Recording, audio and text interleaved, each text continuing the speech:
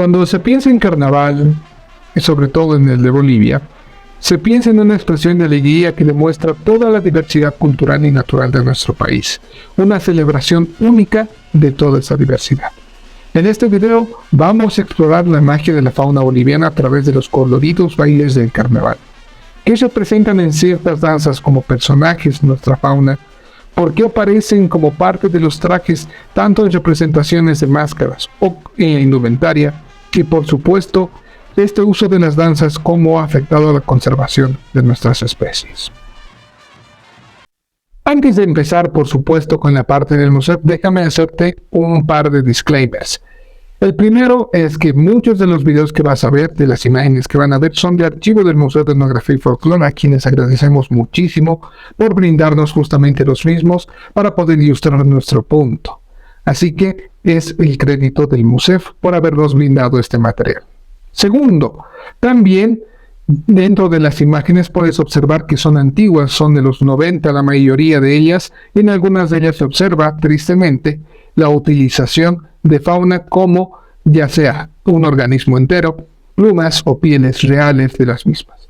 Obviamente desde Ciencia Conciencia desaprobamos completamente la utilización de nuestra fauna para este tipo de expresiones y condenamos duramente a quienes lo hacen.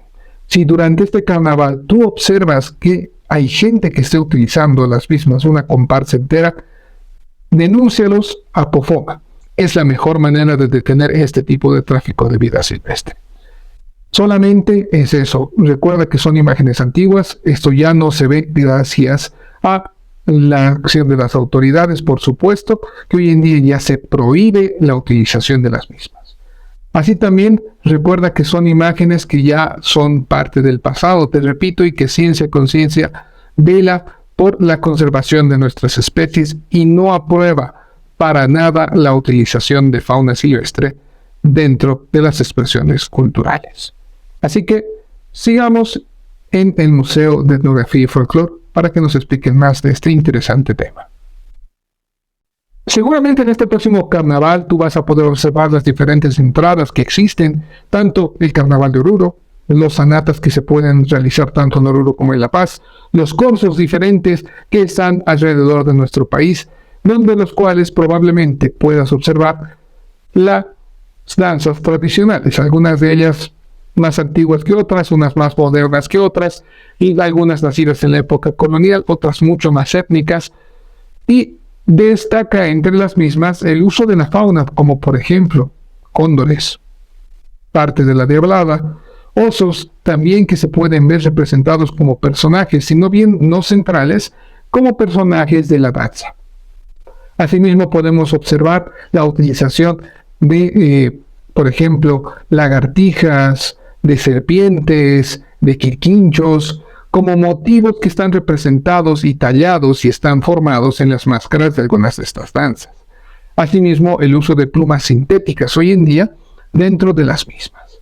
Hoy, por supuesto, te quiero hablar acerca de este punto, cómo el carnaval se relaciona con nuestra danza, la identidad cultural que nos ha brindado justamente nuestra fauna como parte de un servicio ecosistémico, podríamos decirlo así, un servicio ecosistémico de identidad cultural. Pero para eso nos tenemos que dirigir a un lugar especial. Así que nos vamos a ir al museo, ustedes y yo, para que nos expliquen mejor los expertos del Museo de Etnografía y Folclore acerca de este tema. Así que, ¿por qué no me acompañas? Y nos hemos venido al Museo de Etnografía y Folclore y aquí vamos a tener una pequeña entrevista justamente con uno de los expertos que tiene el museo para que nos explique un poquito acerca de la relación de la fauna silvestre con las danzas bolivianas durante este próximo carnaval y por supuesto en otras festividades. Pero antes recuerda que este video es solamente con carácter educativo. Aquí no fomentamos la utilización de la fauna dentro de diferentes danzas y también no fomentamos el tráfico de vida silvestre. Esto solamente para que veas la identidad cultural que tenemos que tener a la hora de hablar justamente de la relación de la fauna silvestre con nuestras danzas. Si tú ves, por si acaso, durante las danzas del carnaval que se están utilizando partes de animales, recuerda que tienes que denunciar. Aparte de eso, te invito a que visites, por supuesto, el museo, a quienes agradecemos por esta entrevista. ¿Qué tal, amigos y amigas de la ciencia? Ya nos hemos venido al museo, como te he dicho. Justamente aquí es donde, aquí el jefe de la unidad de extensión Milton Izaguirre nos va a estar explicando más acerca de la relación de la fauna con las danzas folclóricas de nuestro país, específicamente las que se utilizan en carnaval. Y más bien, muchísimas gracias. Bienvenido a Ciencia y Conciencia. Bueno, muchas gracias a ustedes. Ciencia y Conciencia me parece un tema bastante interesante y obviamente tenemos que ver mucho la influencia de las danzas y el uso de algunos elementos vinculados con los animales. Y las referencias más interesantes son, por ejemplo, las danzas de los Añas, aunque obviamente la danza del Aña se celebra en la fiesta del Arete Guazú, que coincide con el carnaval. Esta fiesta está relacionada principalmente con la llegada de los ancestros, es la cosecha del maíz. De buena cosecha se celebra este tipo de actividades. Entonces, el uso de las plumas se usa fundamentalmente para adornar las áreas, porque se supone que cuando se están construyendo las añas, el espíritu de estas añas se posesiona del escultor, del que está haciendo la máscara, y obviamente le dicen cómo va a ser la forma, la diferente morfología que va a utilizar el artesano, y obviamente estas difieren mucho, ¿no? Algunas utilizan plumas, otras no utilizan plumas, entonces es un elemento totalmente diferente. En el caso de las máscaras y de la indumentaria en zonas andinas, esto es un poco diferente, ¿no? Porque en algunos casos hay la presencia de animales. En ese caso, por ejemplo, está el tema del cóndor en la danza de la diablada, que el cóndor es un elemento que va a generar, digamos, la delimitación de los espacios, y además el cóndor es el que domina los espacios del alacache, que son los del cielo, y en contraposición tenemos al tema de los Ucumaris, que dominan el espacio del Caipacha, que es el espacio intermedio donde todos nosotros vivimos, ¿no? No nos olvidemos que el Ucumari, tanto en la danza de la diablada como otras danzas como la morenada o las danzas locales de la nata andino, principalmente en el departamento de Potosí y Oruro, son los que van a delimitar los espacios, y los Ucumaris son los habitantes que vienen desde la zona andina hasta la zona de la Amazonía, ¿no? Por eso se presentan en diferentes tipos de danzas. Y esto es bastante interesante porque además, en contraposición a la danza de la diablada, se presentan algunos animales como los lagartos, las víboras, las hormigas, que tienen que ver mucho con la presencia de estos animales que forman parte del Caipacha, que es el espacio de abajo, que le llaman el Ucupacha o el Mancapacha, que es el espacio subterráneo, donde habitan también los jampiñuños, ¿no? Los jampiñuños en algunos casos eran representados también como ucumaris, con personajes bastante interesantes como los jampiñuños. Entonces, obviamente, son animales míticos que están haciendo referencia a una construcción mítica de la cual la diablada, digamos, se ha apropiado, ¿no? Porque estamos hablando de un periodo bastante interesante donde los diablos en el pasado eran los supa, eran los muertos. Entonces, estas representaciones se han transformado desde la visión católica. Bueno, algunas manifestaciones de danzas autóctonas fundamentalmente tienen la presencia de diferentes tipos de personajes en el contexto local. Hemos aprovechado las imágenes de Damián Aymasipita para mostrar, por ejemplo, la presencia de los piripintos, de los quilquinchos o de las jirafas u otro tipo de animales, como por ejemplo se dan en danzas como el Mistipuri, donde la presencia de pumas, tigres, gallos, cóndores y otros más se hacen evidente fundamentalmente porque forman parte del conjunto y de la visión que tienen los seres humanos en este contexto. No nos olvidemos que en la visión amerindia nosotros formamos parte del mismo componente biológico, o sea, el ser humano y los animales son lo mismo, es decir, no hay esa distinción racional de que el ser humano es el hegemónico sobre los otros seres. Por eso es muy interesante este tipo de relación que se manifiesta en las danzas y que se manifiesta en las leyendas, ¿no? En algunos casos, por ejemplo, se puede evidenciar matrimonios entre seres humanos y animales. que en la visión occidental es pues totalmente desfasada, pero en la visión local es muy válida, ¿no? Por eso, en algunos ejemplos de tierras bajas tenemos el caso de Toborochi, que es una niña, mujer, que se convierte, se embaraza, se vuelve un árbol, porque además esta es la civilización que se tiene, su papá es un tucán y su esposo es un colibrí. Entonces, estas dinámicas son bastante flexibles en el entorno local y esto permite generar un respeto y equilibrio hacia todo elemento vinculado con la fauna y flora en diferentes contextos locales amerindios.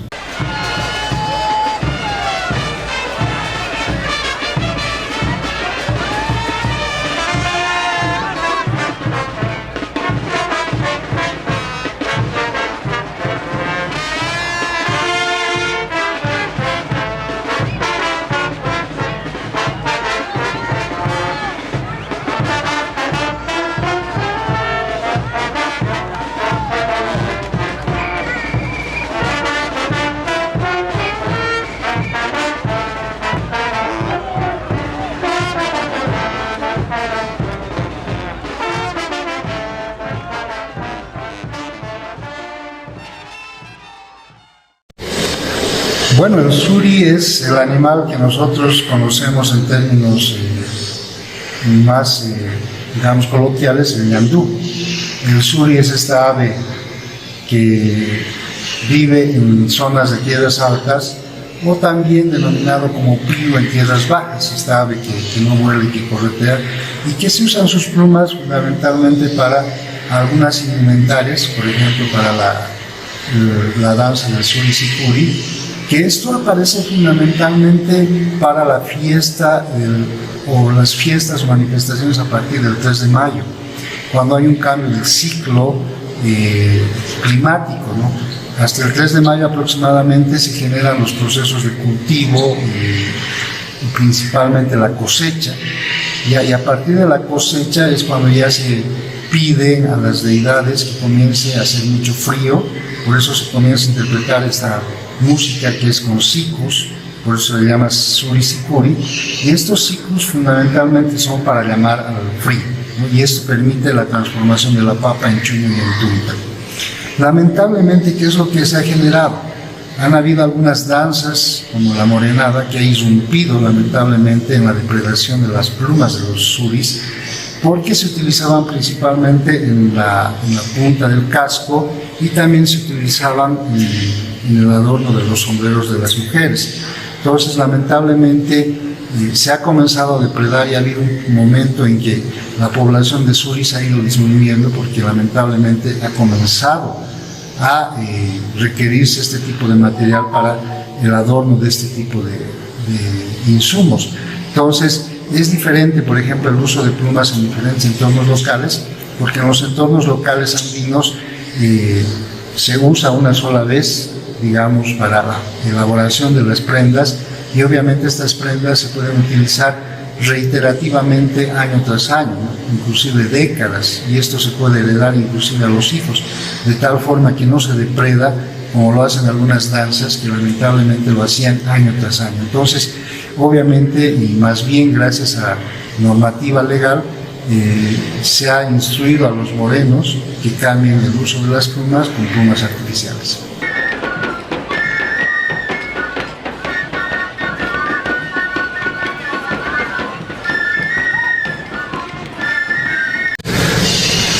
Bueno, hay un elemento que me parece fundamental, o sea, desde nuestras visiones y nuestros constructos sociales urbanos, el carnaval es una fecha fija, ¿no?, que se celebra ya en los meses de febrero o marzo.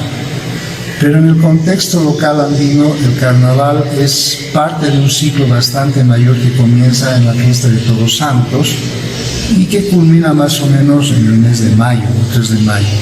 Entonces, en este contexto hay infinidad de danzas que están utilizando diferentes tipos de insumos, principalmente el tema de las plumas, y eso está relacionado principalmente con las danzas de carácter autóctono que han sido asimiladas a danzas de carácter urbano. se han sido transformadas, por eso dejan de tener significación como tal, ¿no? El uso, por ejemplo, de algunas pieles de jaguares, o el uso de tatús, o el uso de plumas de animales, tiene un tipo de significado que es totalmente diferente en el entorno rural que en el entorno urbano. Y por eso en el entorno urbano lo que se genera es la folclorización de la danza y la presencia en algunas danzas del carnaval. Por eso esto se va transformando, y esta transformación a veces deja de tener sentido.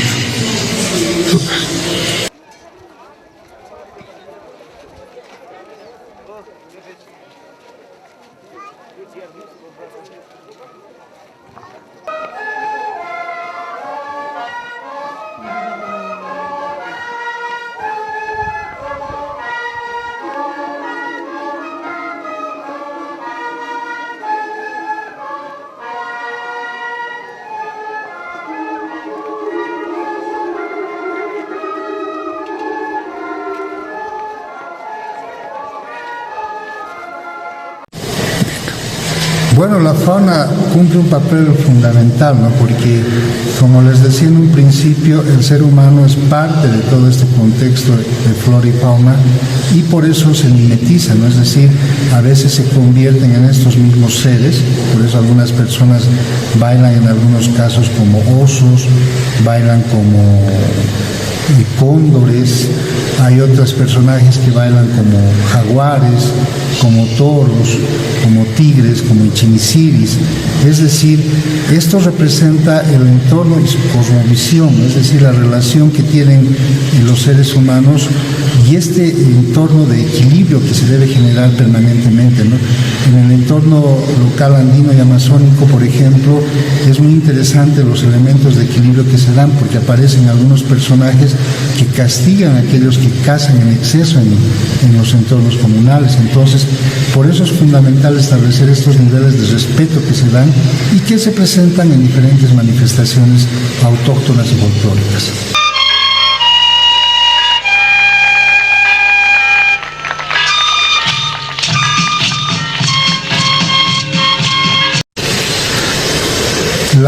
El elemento fundamental en este sentido está vinculado principalmente en entender y romper un poco esta visión que se tiene de carácter eurocéntrica, ¿no? De que el ser humano, inclusive el hombre, es el centro del mundo y este hombre puede transformar a su deseo todo lo que le rodea. En los contextos locales amerindios, ya sea en tierras bajas o en tierras altas, el ser humano es parte de este conjunto. Entonces, al ser parte de este conjunto, no depreda la naturaleza, o sea, aprovecha a lo que tiene que aprovechar de su entorno natural, y obviamente lo demás lo deja, digamos, en un proceso de equilibrio que es bastante significativo. En el tema del carnaval, esto ya es, digamos, un elemento un poco híbrido, es un tema vinculado con una simbiosis, donde tenemos elementos relacionados con una visión que viene de fuera y una visión local. Entonces es la transformación de estas visiones.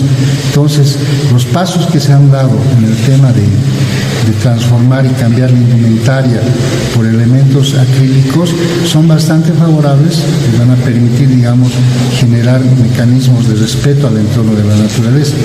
Lo que lamentablemente pasa en el carnaval, a pesar de esto, es que se están perdiendo los significados del uso de diferentes tipos de elementos y más bien se convierten en uso de carácter suntuario, son simplemente adornos, ya dejan de tener el contenido que tenían en las visiones locales. Súper. Actualmente habría que visibilizar bien cómo se presentan, por ejemplo, las manifestaciones folclóricas y autóctonas. Principalmente, por ejemplo, en el Carnaval de Oruro, en el Anata, que es una entrada de carácter más indígena y que se celebra el jueves anterior al sábado del carnaval, se presentan, por ejemplo, personajes bastante interesantes como los cucumaris. Esto en sus rasgos, digamos, más particulares, ¿no? Son hokumaris de color negro, con diferentes tipos de máscaras, ya sean en maderas o ya sea en metal, o en algunos casos en papel maché, y esto difiere mucho de lo que se presenta en el carnaval como tal, ¿no? En el carnaval del sábado, en Oruro o acá en el Giscanata, porque acá presentamos personajes un poco diferentes, como son los osos polares, ¿no? Que son una transformación y una deformación de lo que realmente deberían presentarse en este tipo de danzas. Entonces, obviamente han habido como unas migraciones forzosas, digamos, de personajes de las danzas autóctonas a las danzas folclóricas, y obviamente lo folclórico tiene contenido, pero mucho se separa de los contenidos originales que tuvieron en sus danzas de origen, ¿no? Además hay la presencia de otro tipo de elementos. Algunas personas, por ejemplo, o algunas fraternidades se ocupan de mezclar algunas danzas, como son las danzas del toba, y le ponen personajes como los añañas, que son de los guaraníes, o personajes de los mojeños, como son los macheteros, y en ese sentido se utilizaban en el pasado plumas de parabá, que son bastante finas, o las plumas de águila para las máscaras de usañas. Entonces estas han ido transformando y lamentablemente se han ido deformando, ¿no? Porque los tobas como tal son un grupo étnico que existió en nuestro país hasta la década del 35, aunque se han visibilizado aproximadamente 86 personas en el último censo del 2012 como tobas. Entonces es la representación o la visión del andino con relación a la gente de tierras bajas, que se presenta también en algunas danzas como los chunchos, ¿no? Los chunchos muestran, por ejemplo, caracoles, pieles de serpientes, algunos casos he visto osos hormigueros, pero que son elementos, digamos, que denotan la otra realidad que hay en estos contextos.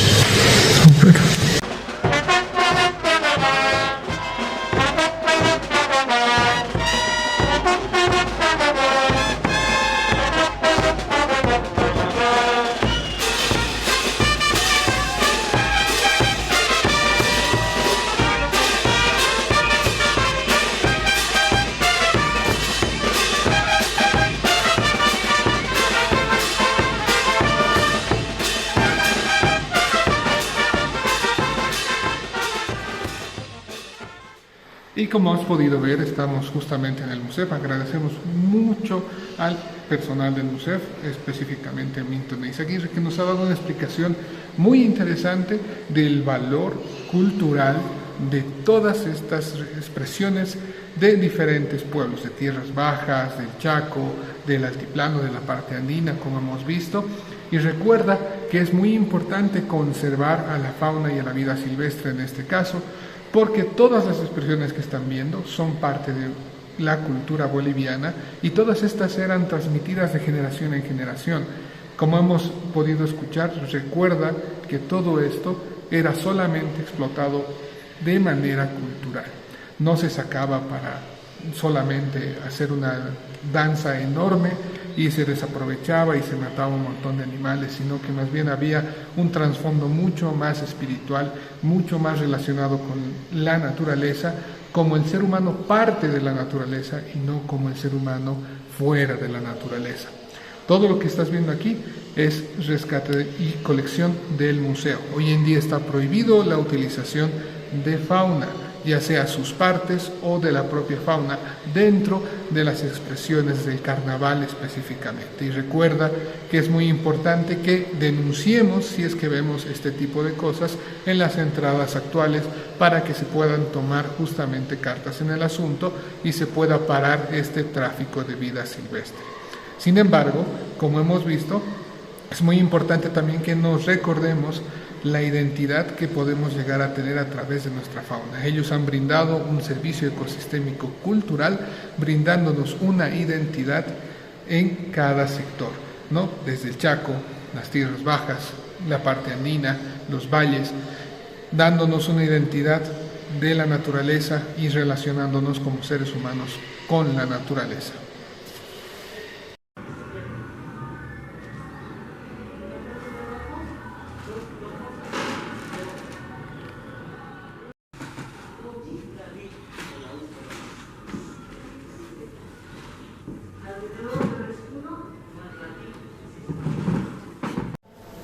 Bueno amigos, amigas de la ciencia, ya hemos acabado nuestro recorrido por el MUSEF, específicamente hablando acerca de la fauna del carnaval y las danzas folclóricas. Quiero agradecer muchísimo al MUSEF por la predisposición de brindarnos toda la información y el espacio para realizar las grabaciones y asimismo también las imágenes. Recuerden que si ustedes quieren visitar el MUSEF pueden venir, está solamente 5 bolivianos para nacionales y existen derechos tanto para fotografías como para también filmaciones. Así que yo te los recomiendo mucho, si tienes tiempo, date una vuelta, vas a aprender un montón de la relación justamente de la naturaleza con la cultura, desde los tejidos, desde también la cerámica, desde la agricultura, desde las danzas y muchas otras cosas muy importantes. Para finalizar, recordarte que es muy importante que si tú ves la utilización de fauna silvestre, como plumas, pieles, alas o partes de estos animales dentro de las danzas del carnaval, de este próximo carnaval, lo denuncies porque ahora está prohibido. Como hemos visto, antes era una tradición que se pasaba de generación en generación y la sobreexplotación no existía, sino más bien era una parte de la identidad cultural tener justamente partes de animales o representar animales dentro de las danzas. Así que eso sería todo. Recuerda que es muy importante que cuidemos nuestra naturaleza y vamos a estar haciendo, por supuesto, más colaboraciones con el Museo de Etnografía y Folclore. Nos vamos a ver la siguiente semana para más ciencia. No te olvides dejarnos un like, comentar y compartir. Adiós.